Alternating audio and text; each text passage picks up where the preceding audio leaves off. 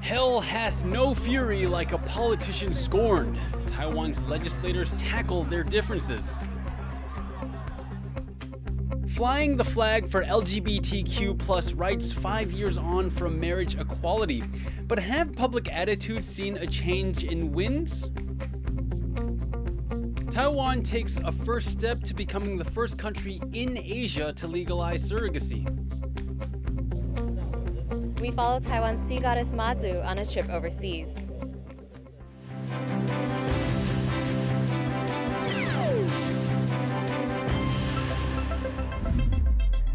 Hello and welcome. This is TaiwanPlus News. I'm Leslie Liao. We begin here in Taipei, where it's been a dramatic day for local politics. The legislature has descended into chaos over controversial reforms. The disagreements have been so bad that at one stage the arguments turned into physical blows. Rick Lauert has been watching the drama unfold and joins us live from the Capitol. Rick, the legislature is still in session and debate on these reforms is ongoing. What is this all about? Well, with all the drama unfolding today, Taiwan's legislature hasn't actually yet finished voting on those controversial bills. That's major political reform that would change the way that Taiwan's lawmakers and the president work together. The main opposition parties in Taiwan want greater accountability from their president. They want to be able to call the president into the legislature to ask them questions. And disagreement over this has caused some of the most dramatic scenes we've seen in years. There's been pushing and shoving from lawmakers. There's been chairs and tables being knocked over. We've even seen one female lawmaker tackled to the ground. This political tension is, of course, heightened at the moment because the legislature is in the hands of the main opposition parties and the ruling Democratic Progressive Party, or the DPP, has the presidency. But I will say that theatrics like this are not uncommon here in Taiwan. In fact, some lawmakers feel that they have to put on a show to the people that have voted for them to show that they really care about these issues. Now, and as you just mentioned, we are now just 3 days away from the inauguration of Lai Ching-te, who will have to work without a majority in the legislature. Based on what we've seen today, how does this bode for Lai's presidency?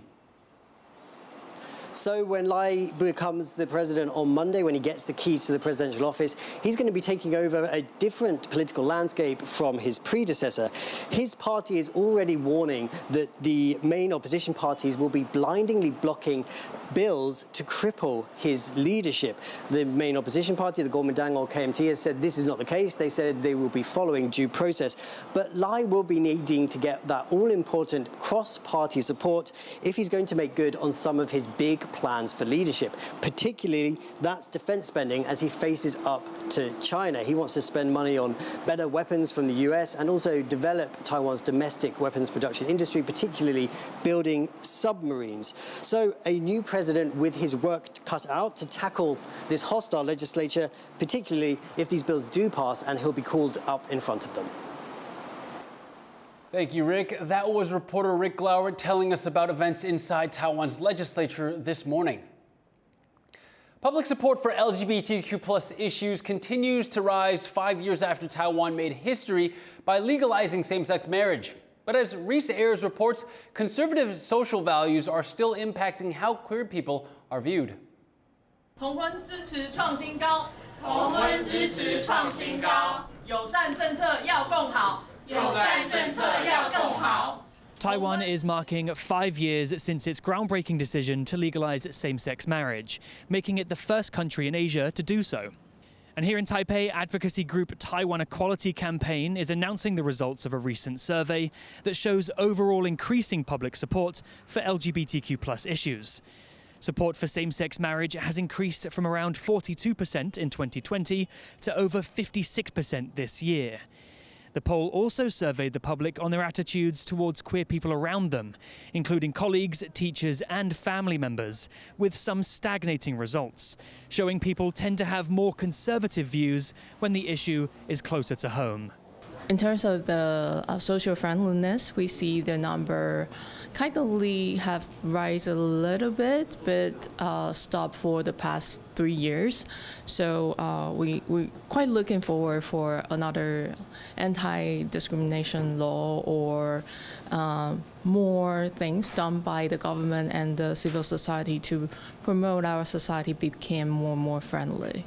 Taiwan is considered a haven in Asia for LGBTQ+ people, but some issues, such as gay men donating blood and IVF treatment for single women or lesbian couples, still need addressing. But rights groups here are confident that incoming President Lai Ching-te's administration, which is set to take office on May 20th, will continue the groundwork set by his predecessor. Reese Ayres and Devon Tai in Taipei for TaiwanPlus. The Health Ministry has proposed making Taiwan the first country in Asia to legalize surrogacy. As John Van Trist reports, it's a deeply divisive idea. Taiwan's well on the road to becoming the country with the world's lowest fertility rate. But many people in the country who do want children can't have them. The Health Ministry says it's drawing up a proposal to change that. A bill in the works would extend assisted reproduction to lesbian couples and single women, and controversially, it would make Taiwan the first country in Asia to legalize surrogate pregnancies nationwide, allowing willing women to carry other people's children. The idea of surrogacy is nothing new to Taiwan society. There are companies and organizations that help match Taiwanese people with surrogate mothers in places like Ukraine and parts of the United States. But legalizing the practice in Taiwan could make it more affordable. LGBTQ+ groups are particularly excited by the idea. 有一些女同志朋友，他们想要有下一代，但是在台湾没有办法使用合法人工生殖技术。男同志的朋友其实是去国外做代孕，哇，那花的钱就更多，可能都要几百万。The bill would come with tight restrictions on who can be a surrogate mother, and it wouldn't allow payments to these women, only help with expenses. But some women's groups are skeptical about these guardrails. 会选择去担任代理孕母的女性，其实多数都是经济的弱势嘛。那他们用一个非商业化利他的这个包装，其实这背后还是对女性的剥削。The Health Ministry says it's not wading into the debate, just suggesting a way of resolving a social issue.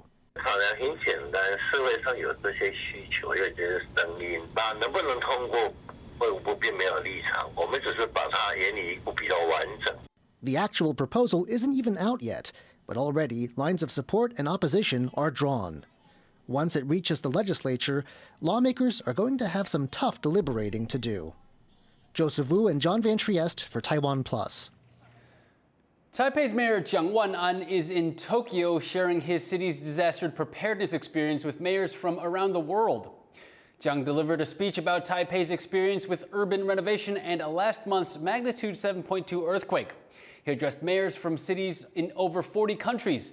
Taiwan and Japan often work together on disaster rescue and relief and other issues that face both countries. 一起讨论我们所共同面临的问题跟挑战，极端气候、地震的来临，以及少子女化。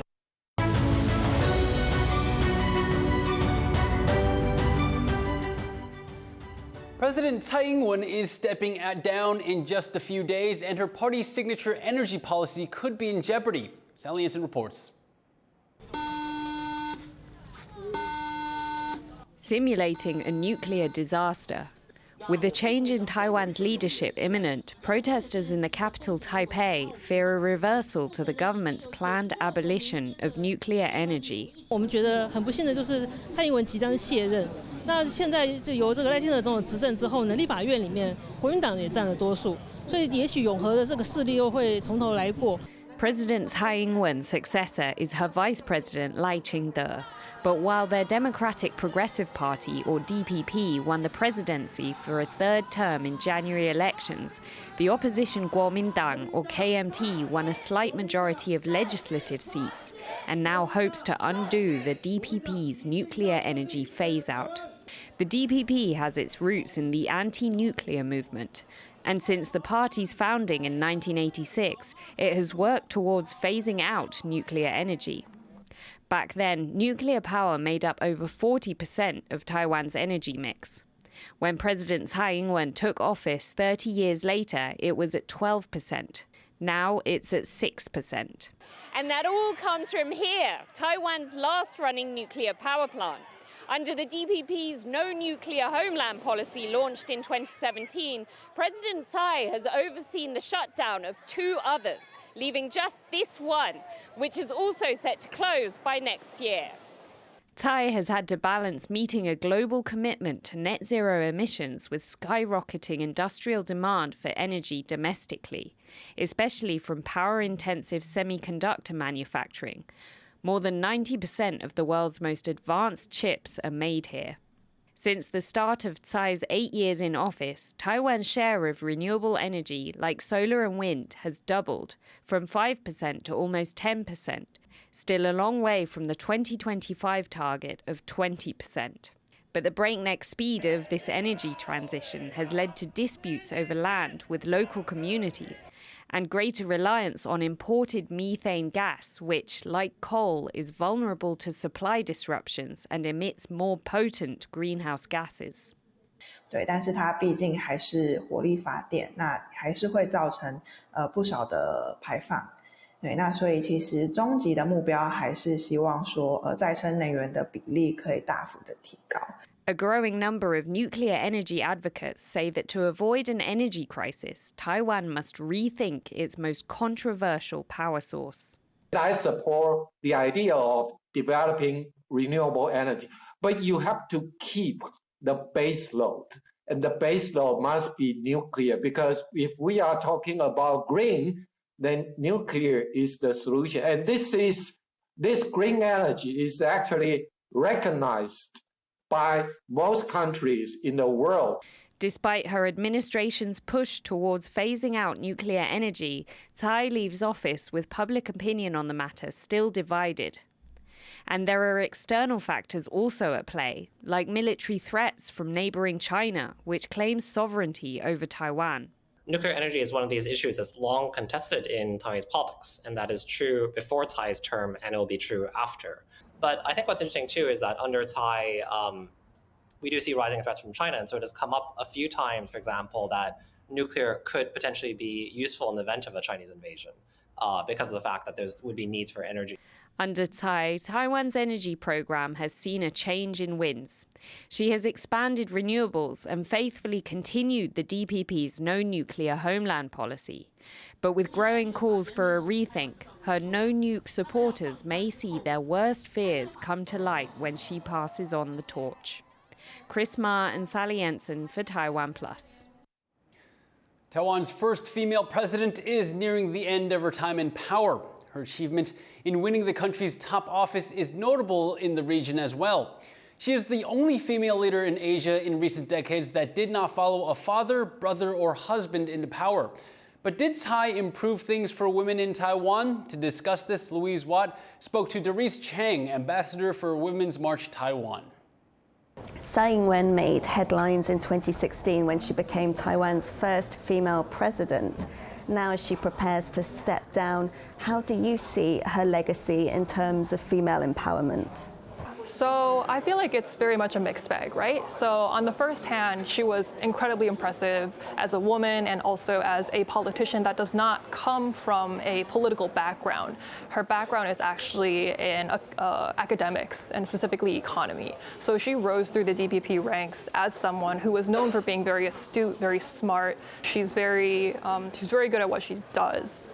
And I think in her presidency was also difficult because she does have to deal with Taiwan's challenging position in the international stage, right?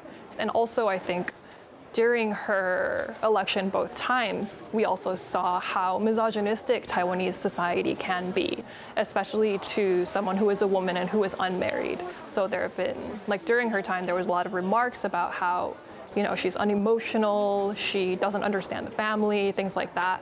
However, if we look at her policy specifically, we do feel like a lot more could have been done, specifically in terms of maternal care and the rights of women to their own bodies. Like, for example, in Taiwan right now, so you can get subsidies to freeze your eggs as a woman. However, you can't unfreeze those eggs and fertilize them without the signature of a husband. Tsai Ing-wen has been criticized by women's groups for not having more female cabinet members. Do you think she should have done or could have done more for women politically? Yes, definitely. Tsai's cabinet was only 16.7% female, which people thought was really good. However, this actually falls short of the 33% set by the executive yuan. That would be their ideal proportion, right? And 33% is obviously less than 50%, which is the proportion of women that exist in society. We've also seen, for example, during the Chen Shui-bian and Ma Ying-jeou presidencies, that women's representation at the higher echelons of political office were actually at 20%.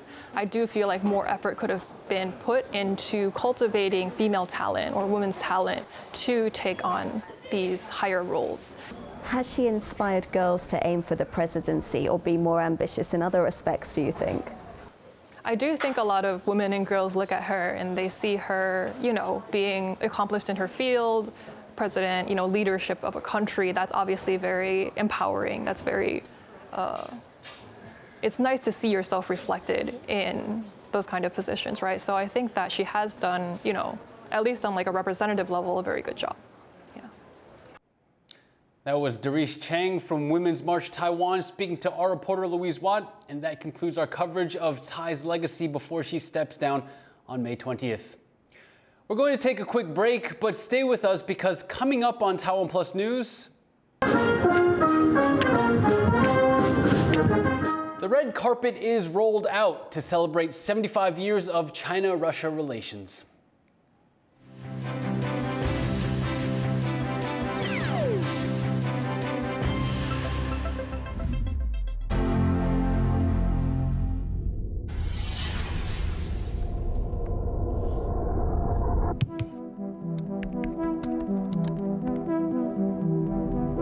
Some stores have been sold out of items like hand sanitizer and face masks for several weeks, but now hygiene... One item that no one really can seem to find right now is toilet paper. CBS's Michael George told stores like Costco to put a limit restriction on other items. In 322 BC, Athenian orator Stratocles spread news that Athens had triumphed over the Macedonian general Antipater to win its freedom. The 2 days of celebrations which followed left the city undefended as the actually victorious Antipater closed in, arriving to found an oligarchy of the class in which Stratocles was a member. The Athenian democracy thus went down in a blaze of fake news. Fake news is as old as time. The internet, however, is not. Broken news. Coming Friday, May 31st, 7 p.m. on TaiwanPlus. For more stories from here in Taiwan and around the world, visit us on social media or follow our website at TaiwanPlus.com.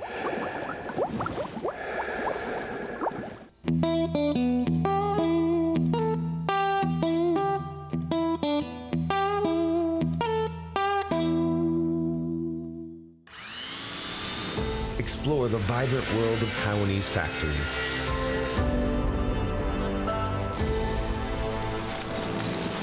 Where skilled craftsmen and their expert hands have shaped industries.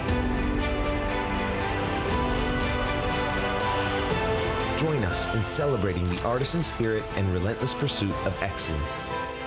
Viva la Vita, every Thursday at 7 p.m. on TaiwanPlus.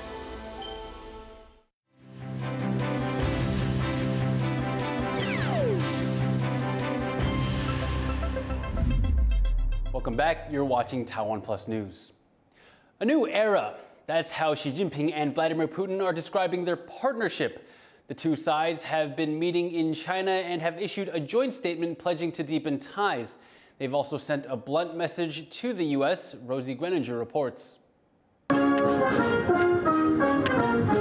red carpet rolled out in Beijing as Russian President Vladimir Putin meets with his Chinese counterpart Xi Jinping on a 2-day state visit. After a summit on the first day of the trip, the leaders signed a joint declaration pledging to deepen strategic defense and military ties and work together to improve security in the Asia-Pacific region, while condemning what they cast as increasingly aggressive US behavior. As the two countries mark 75 years of diplomatic relations, the talks were described as warm and comradely, as the leaders praised the relationship between the two countries as stabilizing. Отношения России и Китая не являются конъюнктурными и не направлены против кого бы то ни было. Наше сотрудничество в мировых делах сегодня выступает одним из главных стабилизирующих факторов на международной арене. Trade was an important aspect of the summit, as sanctions squeeze Russia after its invasion of Ukraine, while China's territorial claims and military growth leave it facing trade barriers. The two leaders agreed to strengthen ties in nuclear and energy cooperation, food supplies, and Chinese car manufacturing. Despite Western pressure on Beijing to help end the conflict in Ukraine and cut support for Russia that could fund the war, China has maintained its neutrality. Putin thanks Xi for efforts to resolve the war, while Xi said both sides agree there needs to be a political solution. 中方期待欧洲大陆早日恢复和平稳定，愿继续为此发挥建设性作用。 This is despite China's increased economic and moral support since the war started more than 2 years ago, just after Moscow and Beijing announced their so-called no-limits partnership. Now, this meeting on Putin's first foreign trip since winning a fifth term in office shows the ties between the two nations are as strong as ever. 那普京总统能来中国的话，这是他连任之后的第一次出访中国，所以这是一个很重要的节点。中俄关系是非常坚挺的，就是友谊啊。然后当然刚才还讲到，就是我们两个国家都是有大家互相能够帮助到各自的这种需求点。The two leaders are also visiting Harbin in northeastern China, a city with strong ties to Russia. This visit marks the 43rd time these two presidents have met, underlying the importance of the relationship between the two countries and the leaders' plans to continue forging even closer ties. Scott Huang and Rosie Greninger for TaiwanPlus. The Chinese military is showing off new robot war dogs at its biggest ever joint drills with Cambodia. The two countries began their annual 2-week-long Golden Dragon ground and sea drills in Cambodia on Thursday. Cambodia's military thanked Beijing for providing new weapons and helping upgrade military facilities there. The United States has expressed concern over China's involvement in the expansion of Cambodia's Ream naval base, saying it could become a new outpost for China's navy in the region. The sister of North Korean leader Kim Jong-un is denying reports the country is supplying weapons to Russia. This is what state media reported Kim Yo Jong as saying.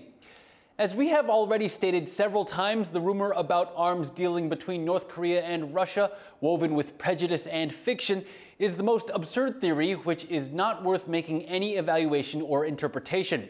Kim Yo Jong also said North Korea's weapons program is for defense against South Korea, not for export.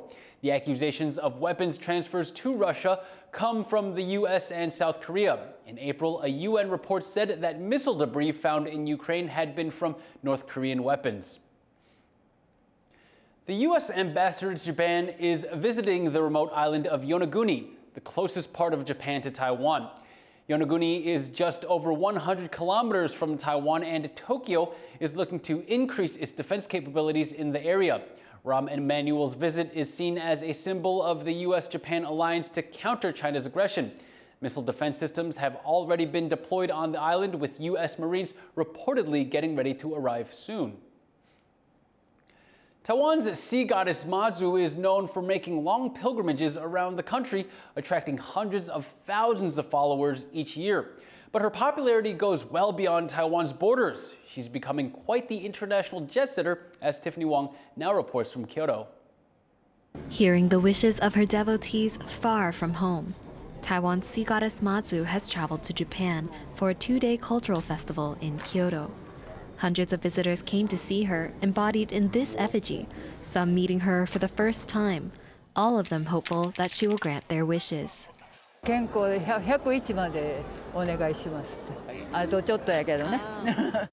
time I go to Mazu Temple, I feel like there's something in my life that I'm not happy with. So this time when I talk to Mazu, I want to just have peace inside my mind. Mazu worship originated in the coastal regions of southeastern China and spread to Taiwan when the first Chinese settlers came to the island. Since then, she's become one of the most important deities in Taiwan, with over 1,000 temples dedicated to her across the country. Some of the larger temples, like Xingang Fengtian, hold annual Mazu pilgrimages that span hundreds of kilometers, drawing in thousands of followers to pay their respects to the deity and make their wishes.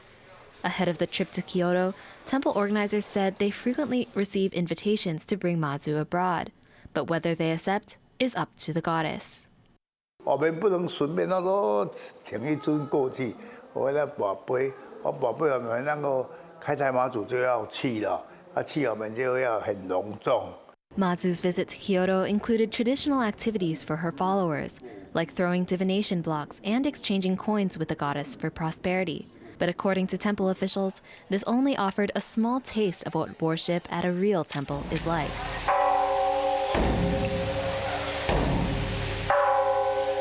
Mazu is now safely back home in Jiayi County, central Taiwan, and the temple chair here hopes her recent trip encourages new visitors to the rural town. 我们香港是一个小小的地方，但是我们的文化很好。 But those abroad won't have to wait long for another chance to meet the sea goddess. The Mazu effigy from Yunlin County is currently on tour in the U.S., sharing the unique religious experience long cemented in Taiwan's culture, wherever the goddess wills it. Kama Shi and Tiffany Wong in Kyoto, Japan, and Jiayi County, Taiwan for TaiwanPlus. That's it for this edition of TaiwanPlus News. We hope you enjoyed today's program. If you did, don't forget to check out TaiwanPlus's website and social media. Finally today, we take you on a tour of the affordable art fair in Hong Kong, giving art lovers a chance to pick up an original piece without having to break the bank. I'm Leslie Liao, take care, and see you next time.